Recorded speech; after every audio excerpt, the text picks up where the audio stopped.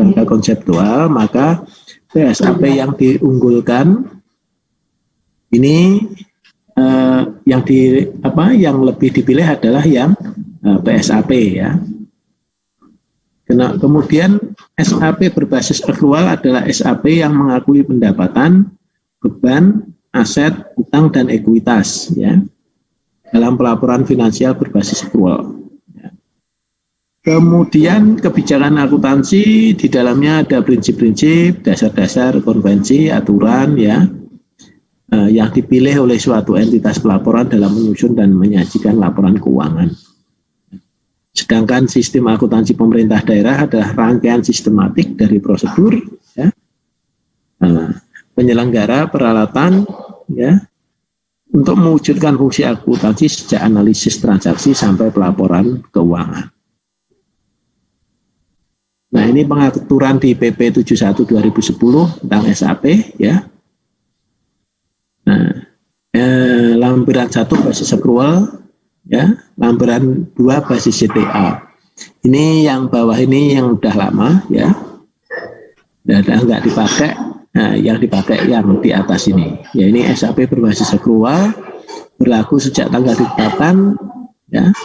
Berlaku paling lambat 2015 ya.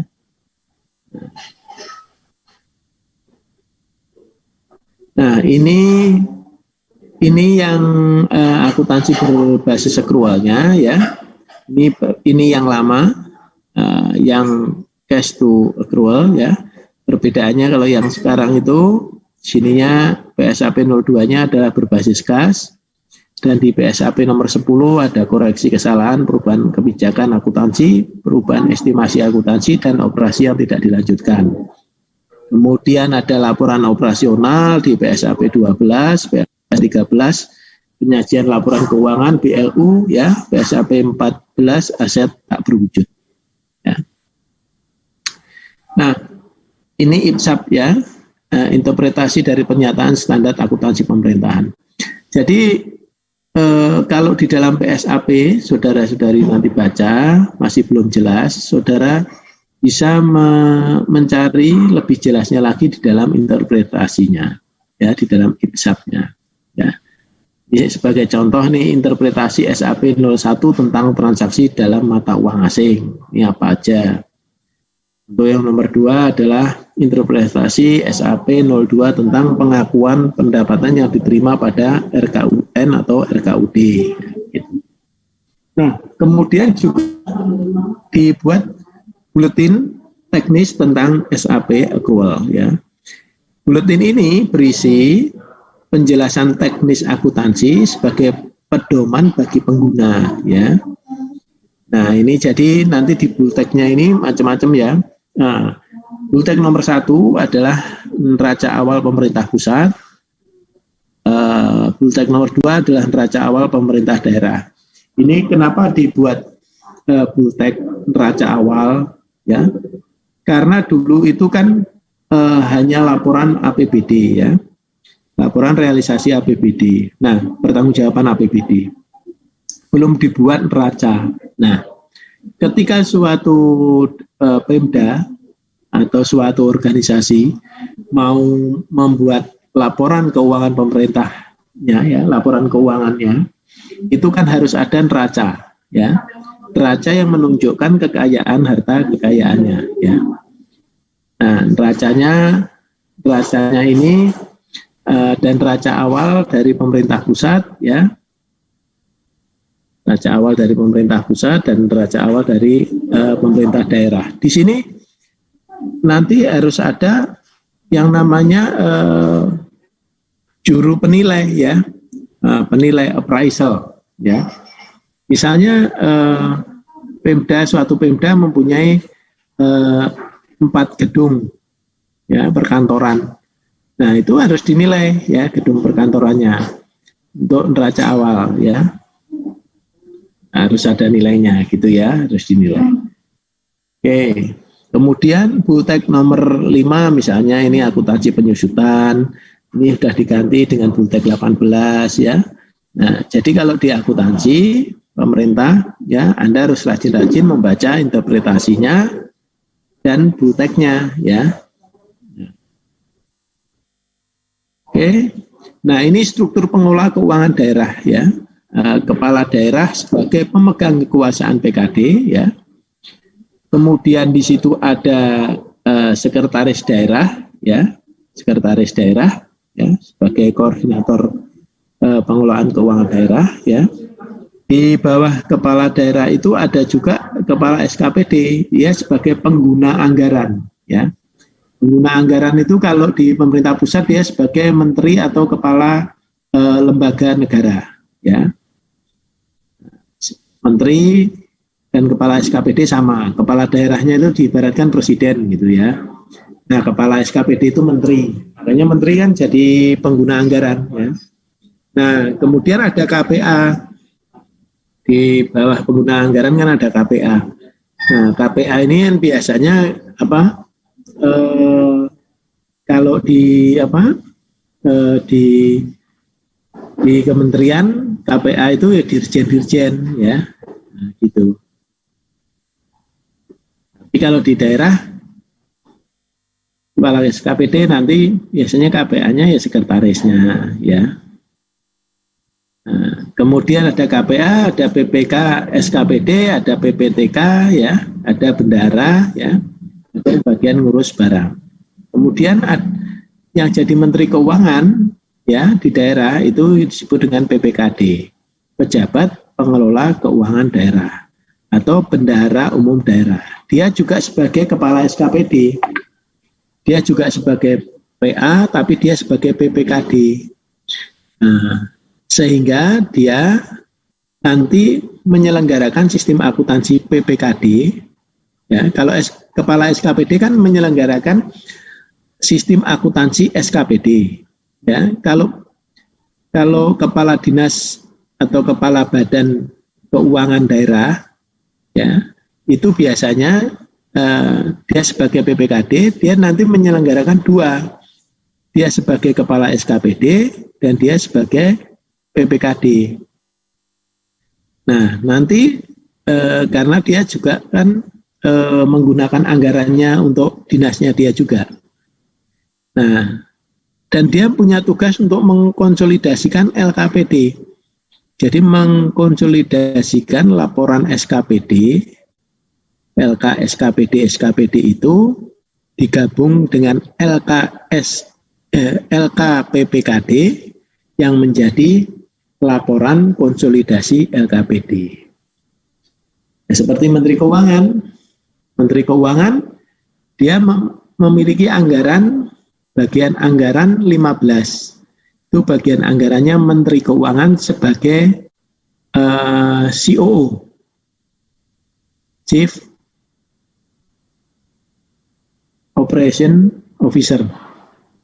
Ya. Nah, kalau dia sebagai CFO, dia harus menyusun juga laporan gabungan antara kementerian-kementerian ya menjadi dengan BUN ya, dia menjadi laporan LKPP ya. Jadi PPKD ini sama dengan Kementerian Keuangan gitu ya. Nah, ilustrasi struktur pengelolaan keuangan SKPD ya. Ini di dalam SKPD, kalau PPKD tadi nanti menyusun kumpulan dari konsolidasian antara SKPD ini ya. Ini yang di SKPD, ini kepala dinas sebagai PA ya, dia punya sekretaris ya, eselon 3. Nah, sekretaris ini sebagai KPA, kuasa pengguna anggaran. Ya. Nah, kepala dinas ini kan mempunyai sekretaris, ini eselon 3A-nya, dan anak buah lagi sebagai kabid, ya, ini eselon 3B-nya. Nah, ini bisa menjadi KPA-KPA-nya. Ya. Nah, kalau sekretaris punya kasubag, ya, ya bisa sebagai PPTK, ya, Sedangkan kalau Kabid punya kepala seksi ya, dia juga bisa sebagai PPTK. Kepala dinas juga punya kadang-kadang kepala UPTD. Ini eselon 3 juga. UPTD itu maksudnya begini, kalau Kabid ini kan satu kantor nih semua. Sekretaris, Kabid ini satu kantor dengan kepala dinas. Kalau kepala UPTD itu dia terpisah kantornya, tapi di bawah kepala dinas. Sebagai contoh ya misalnya, kepala dinas kesehatan. Kepala dinas kesehatan itu mempunyai sekretaris dinas. Ya, dia bisa sebagai KPA. Terus kepala dinas ini juga punya anak buah namanya Kabid. Kabid bidang misalnya pencegahan penyakit. Ya. Kabid bidang pencegahan penyakit ini pencegahan penyakit menular misalnya ya. Ini eselon 3 di bawah kepala dinas. Ya. Satu kantor dengan kepala dinas. Nah, kalau kepala UPTD-nya, ini kepala puskesmasnya. Kepala puskesmas, dia bertanggung jawab langsung ke kepala dinas kesehatan. Kepala puskesmas, kecamatan apa gitu ya, dia juga sebagai kuasa pengguna anggaran. Karena kan dia juga dikasih dana, ada DIPA-nya itu ya, DPA-nya itu. Ya. Nah, nanti di sini ada bendahara pembantu ya. Nah, terus kalau di Subak Keuangan ya ini sebagai PPK SKPD ya. Kalau ini PPK-TK ya, pejabat pelaksana teknis kegiatan ya. Kalau yang Kasubag Keuangan ini pejabat penatausahaan keuangan SKPD, PPK SKPD. Jadi yang lain ini PPTK ya. Nanti yang bikin laporan di sini ya. Yang ini yang PPK SKPD. Nanti ini dari kepala dinas nanti disetorkan ke dinas keuangan, nanti dikumpulkan ya. Dikonsolidasi. Nah, ini staf PPK, SKPD, ada staf verifikasi, staf akuntansi, dan staf pembuat SPM. Nah, klasifikasi di dalam APBD, ya, APBD itu di dalam PP 12 tahun 2019, ya, yang baru PAD-nya ini terdiri dari pajak daerah, retribusi daerah, hasil pengelolaan kekayaan daerah yang dipisahkan, lain-lain pendapatan asli daerah. Ya, ini sama lah ya dengan peraturan Menteri Dalam Negeri nomor 13 tahun 2006. Ya. Untuk pendapatan transfer ya, ini ada transfer pemerintah pusat, transfer antar daerah ya. Jadi kalau dari gubernur ya itu bisa mentransfer ke kabupaten ya. Itu. Kemudian ada lain-lain pendapatan yang sah, terdiri dari hibah, dana darurat, lain-lain pendapatan sesuai peraturan perundang-undangan. Nah, kalau yang lama, dana ini terdiri dari pendapatan asli daerah, dana perimbangan, lain-lain pendapatan yang sah. Nah, kalau dulu disebutnya dana perimbangan, kalau sekarang disebutnya pendapatan transfer. Isinya hampir sama, ya. Nah, oke. Nah, untuk belanja ya, kalau yang lama itu masih belanja langsung dan tidak langsung ya. Belanja langsungnya adalah belanja pegawai, bunga, subsidi, hibah, bansos, bagi hasil, bantuan keuangan tidak terduga. Yang langsung pegawai, barang jasa dan modal. Ya. Nah, jadi kalau belanja tidak langsung dan langsung itu ya yang ada yang kesamaannya adalah pada belanja pegawai, ada dua ya. Dia bisa belanja langsung, bisa belanja tidak langsung. Nah, tapi kalau di PP 12 2019 ya dibaginya menjadi bukan langsung tidak langsung lagi, tapi belanja operasional, belanja modal, belanja tidak terduga, dan belanja transfer. Nah, belanja modal yang dulunya itu belanja langsung, dia dibagi menjadi belanja modal. Nah, kemudian belanja operasi, ya, ini kemudian tidak terduga, ya, belanja transfer. Jadi baginya ada perbedaan di dalam PP 12 dengan PMDN 13. Itu ya. Nah, di pembiayaan juga demikian.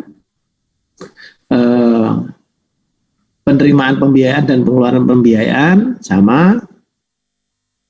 Ini ada perbedaan sedikit ya. Nah, jadi kalau yang dulu penanaman modal pemerintah daerah, sekarang menjadi penyertaan modal daerah. Ya. Itu. Nah, kalau dulu pembayaran pokok utang, sekarang pembayaran cicilan pokok utang yang jatuh tempo, ya hampir sama. Ya. Baik, klasifikasi APBD ya.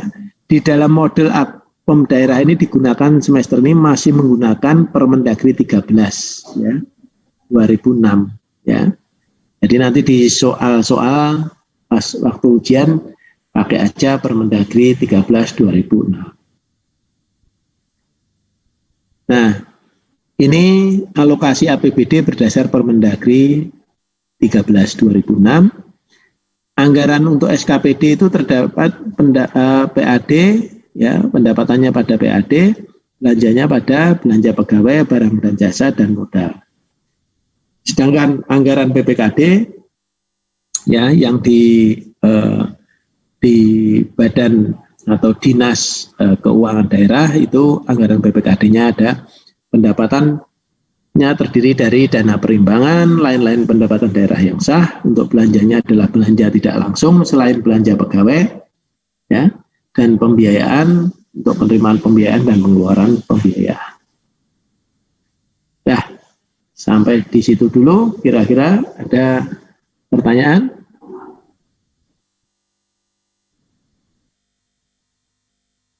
Ya, silakan teman-teman kalau mau nanya.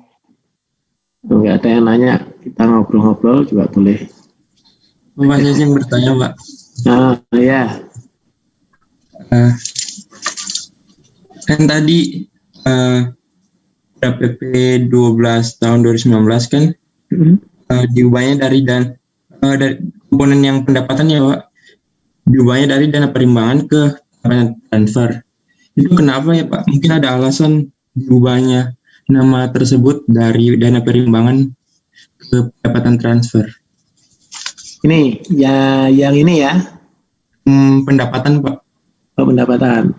Ini ya. Ya, Pak. Okay. Ada alasan mungkin pemerintah mengubah namanya, Pak. Terima kasih. Ya.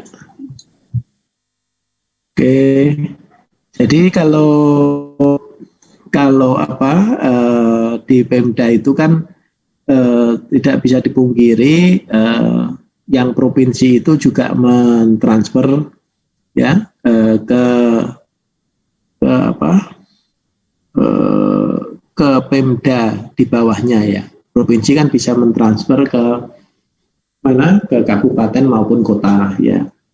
Ada dana provinsi yang ditransfer lagi ke kabupaten kota. Nah, kalau dana perimbangan itu nomenklaturnya itu kan di kantor saya ya, tadinya itu ada namanya Direktorat Dana Perimbangan. Nah, terus ini sudah 2 tahun ini kita reorganisasi dari Direktorat Dana Perimbangan menjadi Direktorat Transfer Umum dan Direktorat Transfer Khusus. Nah, karena filosofi dana perimbangan itu dipandang tidak sesuai lagi. Karena kan kalau disebut dana perimbangan itu kan hanya mengimbangkan aja ya.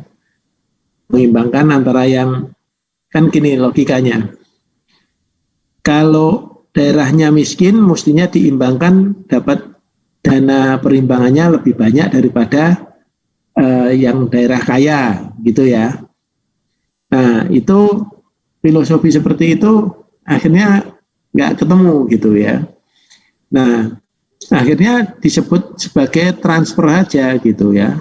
Ya pemerintah pusat mentransfer aja, dananya itu ya udah namanya dana bagi hasil, namanya dana alokasi umum, namanya dana alokasi khusus gitu ya. Nah di transfer itu kemudian di kantor kita mengatakan bahwa sebaiknya dananya itu jangan namanya dana perimbangan dan direktorat dana non dana perimbangan, ya kan nggak ini gitu ya, nggak ketemu lah. Kan selain dana perimbangan itu kan ada lagi dana desa, ya kan? Dana desa itu dana dari pemerintah pusat yang turun ke desa itu kan banyak dan dia tidak masuk di dalam dana perimbangan, ya kan? Tidak masuk dalam dana perimbangan. Nah, karena dia masuknya ke desa, nggak ke kabupaten, kota atau provinsi. Nah, oleh karena itu waktu itu biar masuk semua ya disebutnya transfer aja, transfer keuangan ya TKDD, transfer ke daerah dan dana desa. Kan gitu ya. Karena sebutannya itu sudah menjadi transfer saja. Jadi kalau dilihat transfer itu kan jadinya besar ya. Dari pemerintah pusat yang ditransfer itu termasuk dana desa itu lebih besar daripada kalau yang dilihat transfernya cuma dana perimbangannya aja. Nanti dana desanya itu nomenklaturnya di mana ini? Karena undang-undangnya Undang-Undang 33 tahun 2004 itu ya tentang hubungan keuangan pusat daerah itu sampai sekarang belum diubah gitu. Nah akhirnya diganti menjadi pendapatan transfer ya. Nah, belanjanya juga dianggap belanja transfer gitu. Nah, transfer itu kan sebenarnya kan melakukan transfer tersendiri ya. Nah, tapi disebutkan dia sebagai seolah-olah dia sebagai belanja gitu ya. Nah, oleh karena itu pendapatan transfer itu masuknya jadinya di dalamnya adalah dana perimbangan, ada dana insentif ya, dana keistimewaan dan dana desa. Karena itu tadi dana perimbangan itu dulunya itu cuma DBH, DAU, DAK. Kemudian pemerintah punya program yang sebenarnya tidak pusat daerah. Yang Undang-Undang 33 2004 itu di hubungan di Undang-Undang 33 itu tidak ada namanya dana insentif daerah, dana otsus, dana keistimewaan, dan dana desa. Akhirnya dibikin nomenklatur yang besar, yakni pendapatan transfer. Nah, pendapatan transfer ini memayungi dana perimbangan, DID, DOK, ya, dan DAIS, serta dana desa. Karena daerah itu bisa saja dia kalau dana perimbangan dia pasti dapat ya, tapi dia nggak dapat nih DID, ada yang dapat, ada yang enggak. Otonomi khusus ini cuma yang dapat cuma mana Aceh, Papua ya, daerah lain nggak punya ya. Nah, itu kemudian juga menjembatani di dalam transfer antar daerah ya, dari provinsi tadi ngasih bantuan nih ke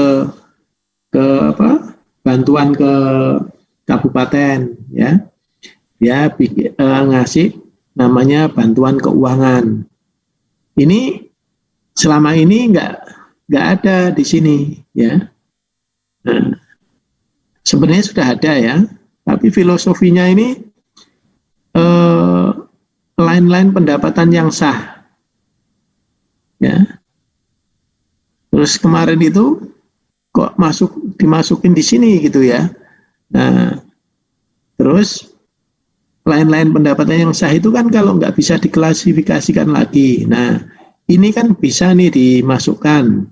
Nah, masukkan di mana? Kalau dimasukkan di dana perimbangan kan nggak bisa. Dulu pikiran kita itu cuma 3 gini ya. Begitu PP12 itu kita bikin aja namanya pendapatan transfer, yang yang lain-lain ini jadi bisa masuk ke sini gitu. Nah, nomenklatur ini di Kementerian Keuangan juga sudah berbeda. Sekarang direktoratnya itu sudah bukan dana perimbangan dan dana non dana perimbangan ya.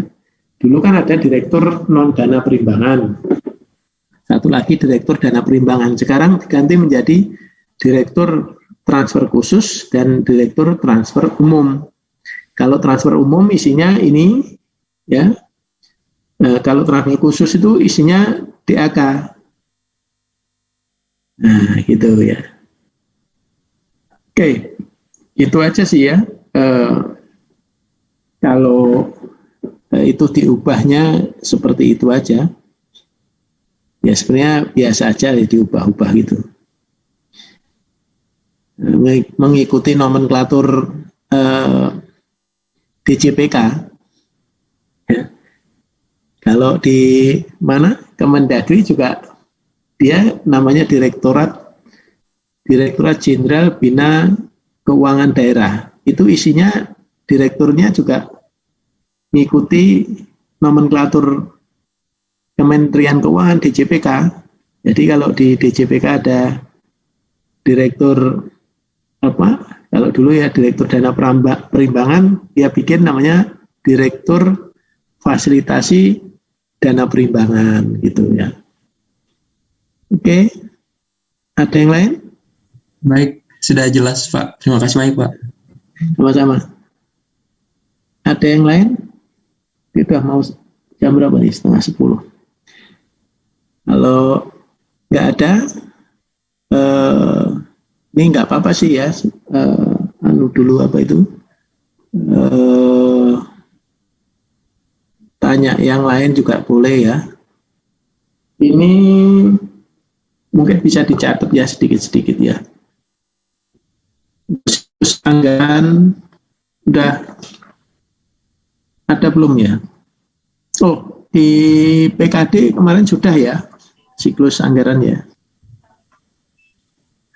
Kemarin udah ada PKD semua kan ya? Ada, Pak. Ada Pak. Iya, di PKD nanti bisa dibaca lagi lah ya. Itu siklus anggaran, Pemda ya. Oh, gini. Ini aja saya cerita-cerita ya. Jadi pemeriksaan BPK, ya misalnya nih pemeriksaan BPK.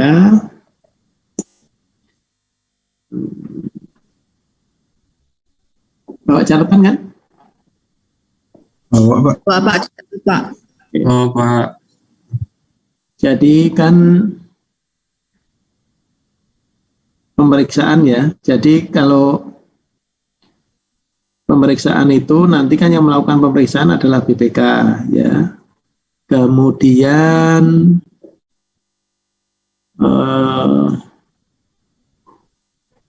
hasilnya ada WTP ya, wajar tanpa pengecualian ya. Kedua adalah wajar dengan pengecualian. Ketiga adalah tidak wajar. Yang keempat adalah menolak memberikan opini.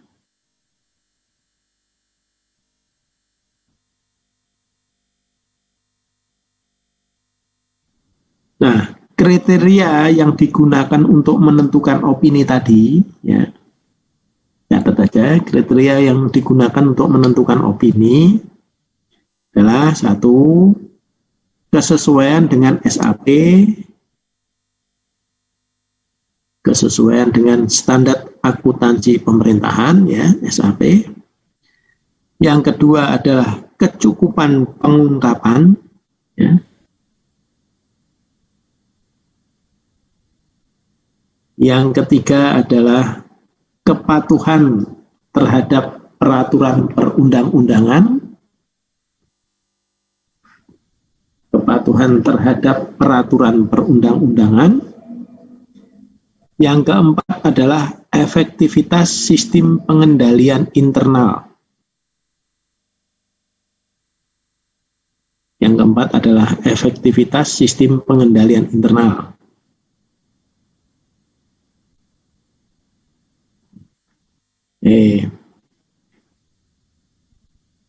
Jadi BPK itu memeriksa dan disajikan di dalam laporan hasil pemeriksaan atau LHP dalam LHP. LHP-nya tadi diserahkan kepada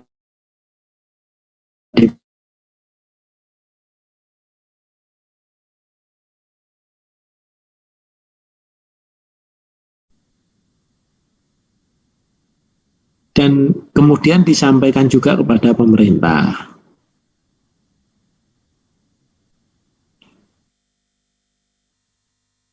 Jadi LHP tadi selambat-lambatnya itu 2 bulan setelah diterima laporan keuangannya. Ini untuk apa sih ada pemeriksaan BPK itu?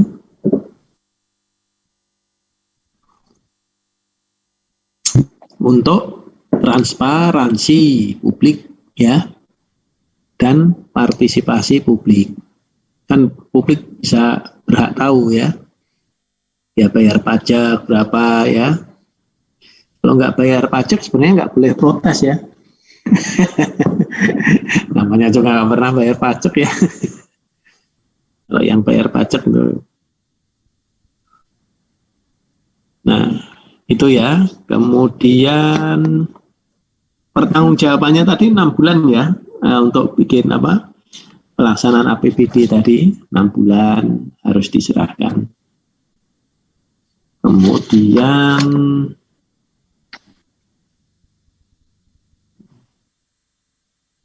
siklus akuntansinya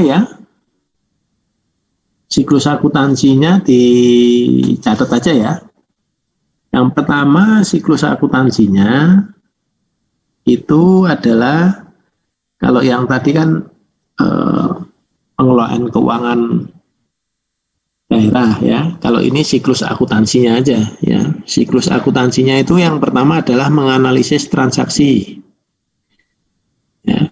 Menganalisis transaksi keuangan unit usaha. Dalam kurung entitas.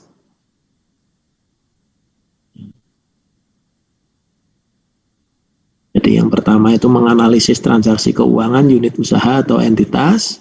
Yang kedua menjurnal menjurnal transaksinya.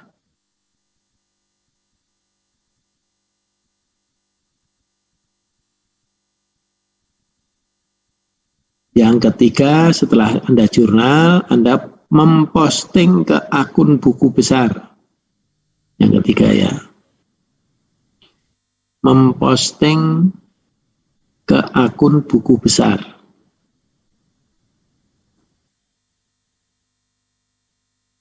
Yang keempat adalah menyiapkan neraca saldo.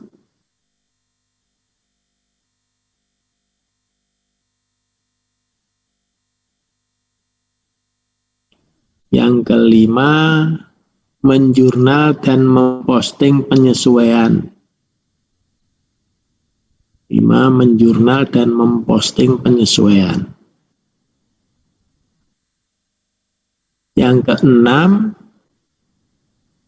menyiapkan neraca saldo setelah penyesuaian. Menyiapkan neraca saldo setelah penyesuaian. Yang keenam, menyiapkan neraca saldo setelah penyesuaian. Yang ketujuh, menyiapkan laporan keuangan. Menyiapkan laporan keuangan. Yang kedelapan, menjurnal dan memposting penutupan. 8. Menjurnal dan memposting penutupan.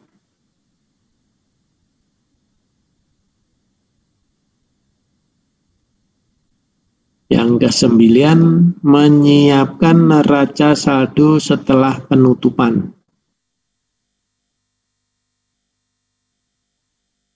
9. Menyiapkan neraca saldo setelah penutupan.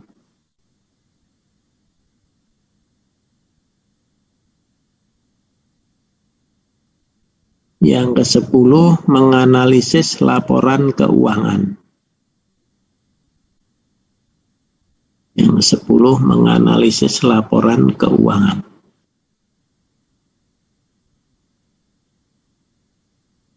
Baik, itu ya siklus akuntansinya. Kemudian rasa itu dulu cukup. Pak, Ya. saya tanya terkait yang pemeriksaan BPK tadi, Pak. Masih Ya. menjadi apa ya, kalau dari saya sendiri itu masih kayak bingung, Pak. Sebenarnya lebih baik hasilnya itu tidak dengan opini atau tidak wajar. Oh, lebih Mana itu, baik. Pak?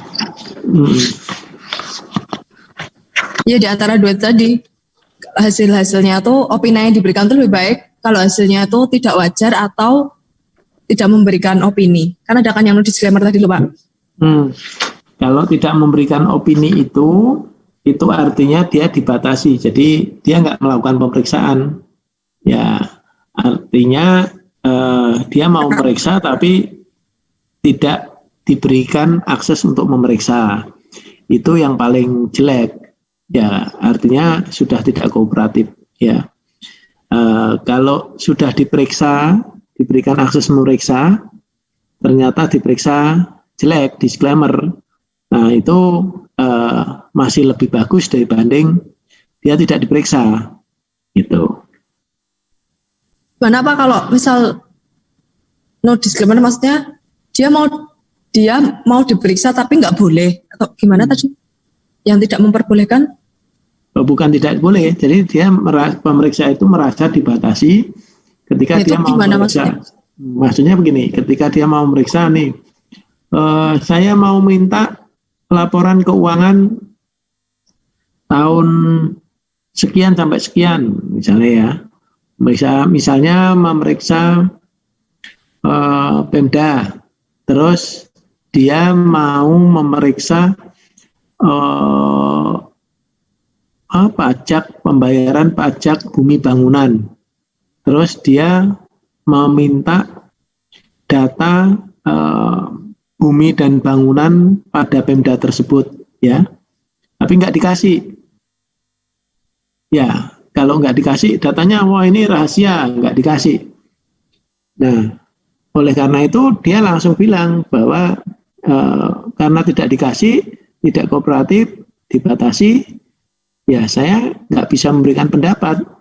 Ya, artinya itu kalau dilihat oleh aparat penegak hukum yang lain, itu sudah potensi nih. Ya, orang nggak mau diperiksa itu ada apa ini? Nah, gitu kan. Ini pasti ada fraud. Nah, gitu kan. 99% nih ada fraud ini. Nah, gitu kan. Itu. Nah, untuk memang tidak semua tidak semua pemeriksa itu bisa mengambil data, ya. Misalnya dia mau meriksa bank gitu ya. Kalau dia mau meriksa bank kan ada apalagi nasabahnya ya. Itu kan ada SOP-nya. Kalau tidak ada kecurigaan terhadap 1-2 orang nasabahnya, nggak bisa diminta datanya semua begitu ya. Misalnya nih ada kasus di bank, misalnya di bank Bank Mega gitu ya, misalnya ada kasus Bank Mega, terus diminta semua nasabah Bank Mega, itu nggak boleh.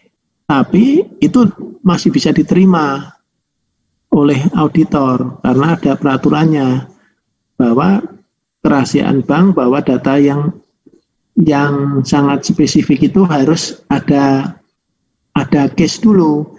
Misalnya terhadap nasabah Joni misalnya ya, Joni, terhadap nasabah Joni ini ada indikasi dia menyalahgunakan, ya kan? Nah itu baru kita bisa minta data tentang Joni, data nasabah tentang Joni, baru dia dikasih. Nah tapi kalau mintanya keseluruhan semua data nasabah, oh itu enggak boleh. Auditor tidak boleh minta seperti itu. Nah, yang dimaksud dengan ketika dia dibatasi itu adalah ketika dia mau meminta yang secara SOP, secara aturan itu harusnya diberikan, ya, yang boleh diakses oleh auditor, tapi tidak diberikan.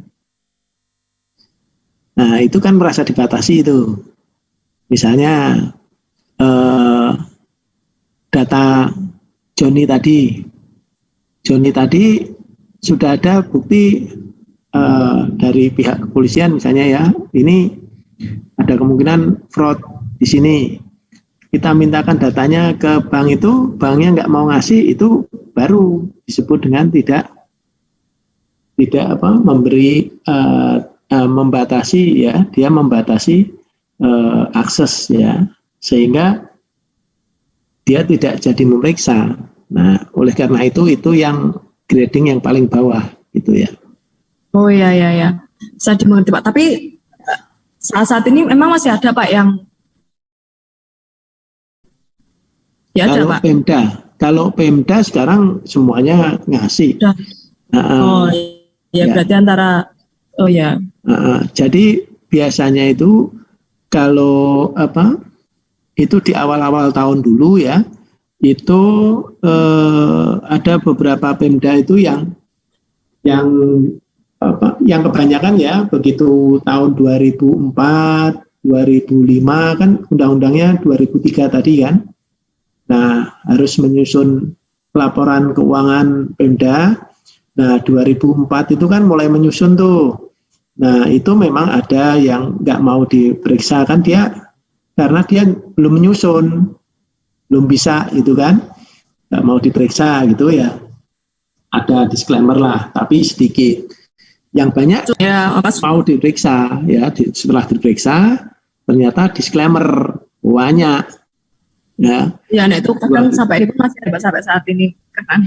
Sampai saat ini itu yang WTP. Wah, itu juga banyak kan WTP ya.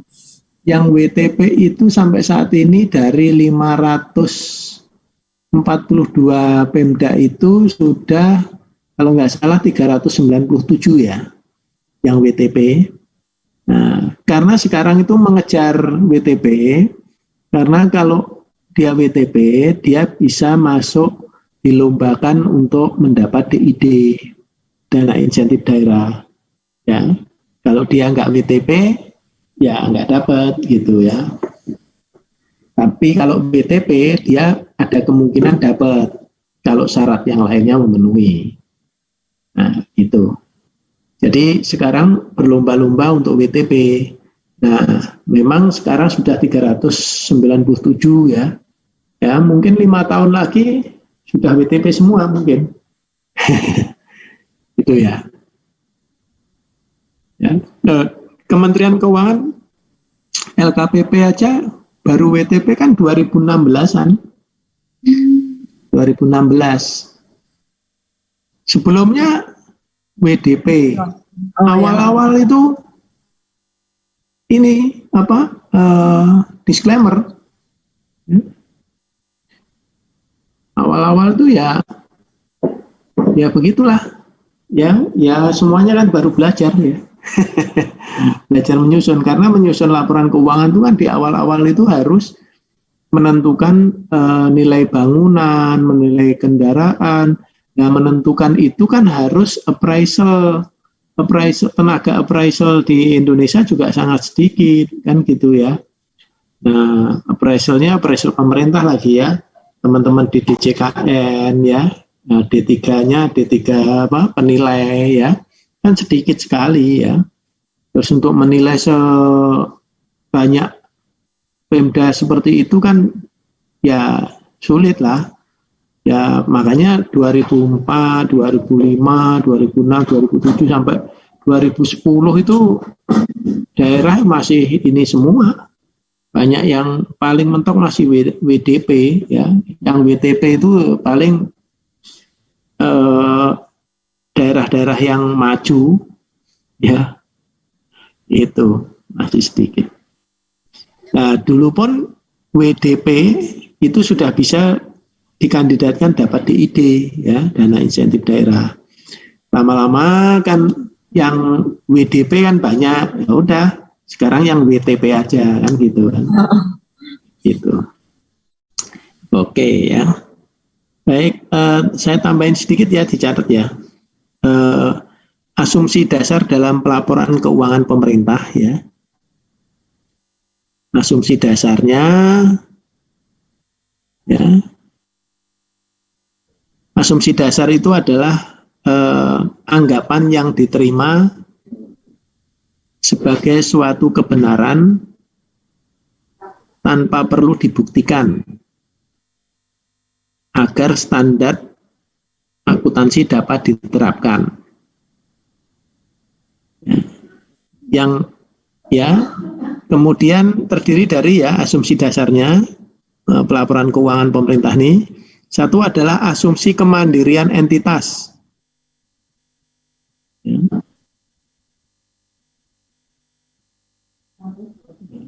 Artinya apa? Artinya setiap unit organisasi dianggap sebagai unit yang mandiri dan mempunyai kewajiban untuk menyajikan laporan keuangan.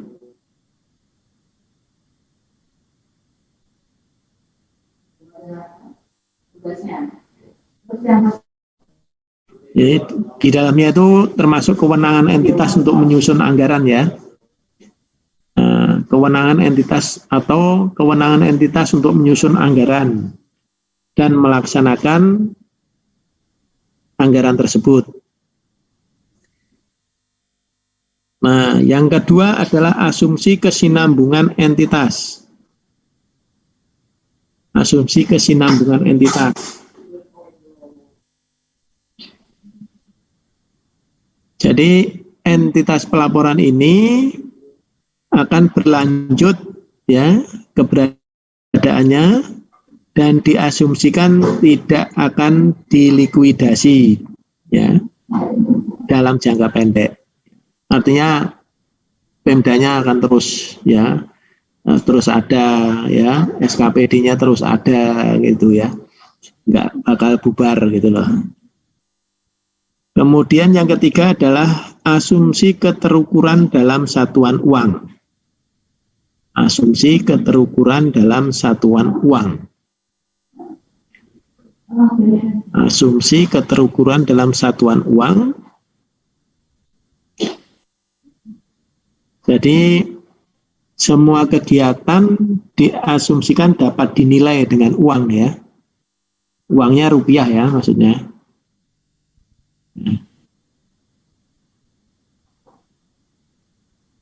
Diasumsikan semuanya dengan uang.